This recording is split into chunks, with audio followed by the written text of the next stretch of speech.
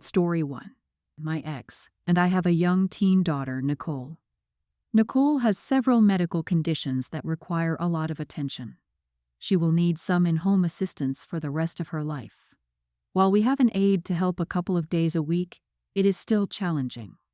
The outcome of Nicole's condition became apparent when she was a toddler. At that point, my ex and I agreed we wouldn't have more kids because it wouldn't be fair to anyone. There'd be no way we could focus attention on 2 kids. Someone would lose out in this situation. We divorced when Nicole was 5. We originally had 50-50 custody. 3 years later, my ex remarried. His new wife, Callie, is nice. My ex did say that she didn't understand the severity of Nicole's condition. I figured there was a learning curve. Eventually, Callie basically said she wanted to be hands-off, which I respected, though I wondered how it'd work, considering Nicole lives with them half the time. Last year, my ex and Callie had a baby. I was a little surprised given that my ex was always firm on not having more kids, but I figured it wasn't my business. He began complaining that juggling Nicole and the baby was a lot of work. I sympathized but didn't know what else to say. Recently, the venting got worse. He said Callie yelled at him for taking Nicole to her physical therapy appointment instead of helping her with the baby. He brought up potentially having Nicole stay with me more. I wasn't entirely shocked, but it annoyed me. I said Nicole was his daughter. He can't just abandon that responsibility. He asked what he was supposed to do about the baby. I said, maybe you should have thought of that before you procreated. I mean, we discussed this 10 years ago as to why it'd be hard to juggle 2 kids. Why did you think having another would be a good idea? He got quiet and said Callie wanted a baby. I said that wasn't enough of a reason, and maybe you should have thought harder before bringing more life into this world. The conversation ended with me saying I'd call my lawyer, and we could arrange for him to have less custody, as I'd rather my daughter be adequately cared for than be viewed as a burden. Callie called me that night, very upset that I'd made my ex cry, and that I said her baby shouldn't exist. I told her that's not what I said completely, more that they didn't think it through. She called me a jerk. Am I the idiot? Not the idiot. I assume Callie had a dream of Nicole magically disappearing to your place, so she and her ex can have their happy new trio. You're correct to hold him accountable, especially if Nicole has the mental capacity to know she's being shut out. Yeah. It feels like a long con to use the baby as an excuse to push Nicole out. It seems like it's working too, which is sad. I hope Op has a good lawyer who can make sure her ex pays as much as he can afford for respite care. What, nothing left to cover a sitter date for night with Callie. Too bad, so sad. Op, your ex found out. Make sure any support is adjusted as well. If he puts in less effort, he must pay to compensate and push for the maximum possible. Sadly, this is not how it works, the way Op plays it. This will end with Op having full custody. She's sending her lawyer to go to court for more custody, and Op's ex ends up paying slightly bigger child support and doing nothing more. If Op had more sense, she would block the new wife's number and discuss responsibilities with the child's parent. If she has any sense, she will forego the emotional responses. These will not help the kid. That will only help her ex get out without feeling guilty, because Op is taking the kid from him and stealing his chance to have a relationship with his kid. The reasonable reaction would have been, yeah, it's hard for us all, please vent somewhere else. Agreed, Op, you are the idiot. Functionally, your ex asked you to take your daughter for more time because he has a new baby and it's stressful. That's it. That's the whole thing. The rest is a melange of everyone's emotions surrounding this transition. You all have been divorced for years. Your ex is absolutely entitled to have another child with his wife. He needed help, but he wasn't angry. He just seems overwhelmed in your telling of events. For the time being, he just needs to take y'all's daughter more until the baby isn't a baby. Please don't alienate your daughter because that's what Callie wants. My family has a tradition dating back 6 generations in which the firstborn son is named William. My father and I use our middle names to avoid confusion, while my grandfather is Bill. It's not that I don't like tradition. It's just that my middle name, James, is the name I've always been known as, And I always hated being made fun of when I was younger, especially at school when a new teacher would inevitably call out my actual first name when taking the register, and all of the other kids would laugh at me for trying to explain that I didn't want to be called that. Now I'm an adult, I want to know if I wanted to. I could legally change my name by deed bolt, but I guess I've just gotten used to the inconvenience, and at this stage of my life, it's more of a conversation starter if anything else. I also understand that of all the things to be made fun of when younger, it's pretty low down on the list, and some people would just say I'm being petty. Anyway, I've recently become a father to a beautiful baby boy, and to my family's horror, we've named him Ezra, which both my partner and I love. We've still given him the middle name William, but this is not good enough for my family, who have practically not acknowledged my son's name at all. He's a few months old now, and whenever they interact with him, he's referred to as Junior or the child. All I want for Ezra is for him to feel like he's his own person when he grows up, not to feel like there is some kind of burden on him to live up to any expectations we might have for him, like I suppose I've always felt somewhat, and to feel comfortable knowing that any decisions he makes, his mom and I will always support him. That is what makes me stand by our decision, but I can't help but feel guilt for breaking the tradition, and that there is now a slight rift between me and my family, especially my dad. Am I the idiot for not naming my son William? Not the idiot. You and your partner can name your children whatever you like. You did not start this tradition and had no say in it, so your family has no say in whether you'd like it going or not. I love that you kept the tradition by giving William as a middle name. That should be plenty enough. Please don't feel like the idiot for naming your child. Not to mention that the mother should get a say too. What if she had her own family traditions?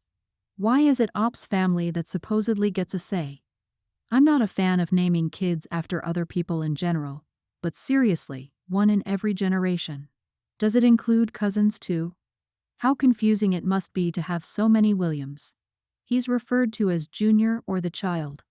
I suggest you do the same with them. Always refer to them as the senior or the mother, etc. See how long it takes them to catch on. Tradition is just peer pressure from dead people. It's not up to anyone else but you and your partner. Your family refusing to call Ezra by his name is extremely disrespectful and immature. Obviously not the idiot, but I will laugh if your son grows up and decides to go by William. Story 2. I, 30 male, have been with my girlfriend Kelly, 29, for 4 years and have known her for 10. Kelly is autistic, and one of her biggest problems is food. However, since getting together with me, she's opened up to a lot of new foods. For example, she wouldn't eat certain vegetables as they are, but wouldn't mind having them blended in or cut into small pieces or spirals. Now my brother Kevin, 35, has recently proposed to his girlfriend of 3 years, Laura. He mentioned he had some news to announce and asked whether I'd be okay with hosting a family dinner at my place, since I love cooking. I said it wouldn't be a problem, and we've decided on a Japanese theme. Now to the issue. For the main dish I made ramen, including the noodles and broth from scratch. It had to be chicken as Kelly doesn't like beef or pork, and my mother also doesn't eat pork. I've added some extra veggies, zucchini, carrots, sweet corn, and some others for Kelly's portion since she isn't fond of eggs. So naturally her ramen was served without an egg, while everyone else had a standard portion, enough to fill up a grown man. I also ensured some snacks were on the table like tempura, yakitori, skewers, onigiri, etc. Well, within the first half an hour of her being there, Laura kept picking on Kelly and kept saying she can't say she likes ramen because her version is not authentic. None of us are Asian or have any ties to Asia if it matters, which was upsetting to her and meant that Kelly started to eat significantly slower compared to the rest of the group. It happens when she's getting anxious. Then Laura tried to grab some of Kelly's ramen to try and prove the point, so Kelly freaked out since she doesn't like sharing food that's already on her plate. This resulted in an argument between Kelly and Laura, and Kelly began to cry due to being overwhelmed. After this, I asked my brother and Laura to leave. My parents were absolutely terrified over how Laura behaved towards Kelly and hinted that Laura should apologize. They ended up leaving, but later, I received a call from Kevin calling me an idiot for kicking them out and spoiling Laura's pregnancy reveal. He also wasn't happy about her mother scolding him over Laura's behavior. Am I the idiot for kicking my brother and his fiancée from my house? Not the idiot. How would you prove a point by grabbing Kelly's ramen? Because there wasn't an egg in it. This is all bizarre. Laura is a nut job, and your brother is in for a long, hard life. Good on you and your mom for sticking up for your girlfriend. Laura ruined her own night. All she had to do was eat her food and make her stupid announcement. I hope your girlfriend is doing okay. I certainly understand sudden loss of appetite when an anxious spell occurs. Hopefully your brother and his fiancée can reflect and realize they were in the wrong year. Laura is a mean girl. Not gonna lie, the idea of needing to gather a group and be the center of attention for a personal announcement is pretty cringe in the first place. I don't say this often, but I feel sorry for this kid if this is how she behaves among family because of a bowl of ramen. Who knows how she'll treat her own kid? I've been dating Matt, 26, for a little over a year. We knew each other 2 years prior to dating, and we got along really well. I have a son, toddler, and a daughter, preschooler, who we met multiple times when I was with the friend group. Here's the thing though, we just got a place together, but the place needed work before we could move in. So we agreed with the landlord that we would help fix it up with him, landlord, to get half off the first month's rent. He agreed. So for a month, we were there every day cleaning this place up, and I started noticing some red flags like a quick temper. But I literally just assumed it was because the AC wasn't working, and it was like a sauna in the house, so he was pouring sweat and getting angry. But again, I thought it was because he was hot, because as soon as he cooled off he was fine again. But we finished the house, the AC was working again, so it was no longer hot. We moved in yesterday morning. He was barking orders all day to me, telling me where to put things, or if I put something somewhere he didn't like, he was all, "Why would you put that there?" And literally looked at me like I was stupid with this "Are you serious" look. But I let it slide because I really didn't know what else to do, I guess. Or every 15 minutes he asked me to go with him to Walmart because he wanted to blow a bunch of money on stuff to make the place feel like home. We hadn't even unpacked half our stuff either. Got irritated when I said I didn't think we should spend more money right now. But anyway, I go and pick up my kids and stuff for dinner. I grabbed a family pack of kielbasa, the one that has 3 5 strips and rice. Well, I only cut up 2 of the kielbasa because that's literally plenty. He comes over and says, "Why aren't you making all of it?" So I told him I didn't need to make all of it, and that this would feed all of us and still be enough for leftovers. Then I commented about how I would use the rest of the kielbasa that I wasn't cooking to feed my kids and myself the next day because I like kielbasa sandwiches. He blew up. Thankfully the kids weren't inside to hear it. My mom came over and brought them to the park across the street. He told me there was no way it would feed all of us, and that I was selfish for only thinking about what I would eat tomorrow instead of worrying about feeding us all tonight. He walked out and slammed the door after I said, "Are you really blowing up on me about food right now?" I watched him drive off. I immediately started taking my and the kids' stuff out to the car and had my mom leave with my kids. I got everything loaded up before he returns. Most of my stuff is still in storage. Well, he texted me about 25 minutes after I left saying, "Did you really leave? Please come back and talk to me. I'm sorry. I'm having such a bad day, and I'm just exhausted from working and doing the repairs here. You shouldn't have left over this, etc., etc." So, am I the idiot for leaving the same day I moved in with my money? Half of my money went into getting us in the house. I work full-time at a bank. He had work the next day, but I did not. Therefore, he wouldn't have been home to eat the leftover kielbasa with me and my kids. And therefore, no, I didn't include him in it. Not the idiot. Leaving was the right decision. He thought he had you in a position where you wouldn't leave. Started being a total moron once you agreed to live together and started working on the apartment. It would have only gotten worse over time. You did what is best for you and your kids. It was the audacity to say, "You shouldn't leave over this," when he literally left over it. Rules for thee, not for me. That dude's a red flag, and you did the right thing. I'm so glad you moved you and your children out. Please don't go back to him ever, no matter what he says. You got a dose of reality and made the very best decision for you and your kids. Well done, Opie. Please tell me you took the kielbasa with you. Story 3. My husband 45 and I 25 have been together for 4 years, and I thought he would be my last. We have 2 kids together, with another on the way. For a bit of backstory on why I went through his phone. In our first year together, he started getting conservative over his phone. My cousin's husband caught him flirting with a cashier while I was pregnant with our first. This caused a lot of trust issues, and as the years went by, I was no longer allowed to touch his phone in any way. I've caught him talking to many other women on Facebook, but he always makes sure to delete conversations, so what I would read wasn't anything inappropriate until I checked out his Google Chats, as it was an app he had previously downloaded. Luckily, phone saved login info and I got in. He told other women he loved them, sent them pictures, and told them how much he wanted to meet them. He attempted to meet with many of these women, but I never saw where they agreed to meet up, so I'm not sure if he's fully done the deed. I'm 25 weeks pregnant right now and my hormones are going crazy.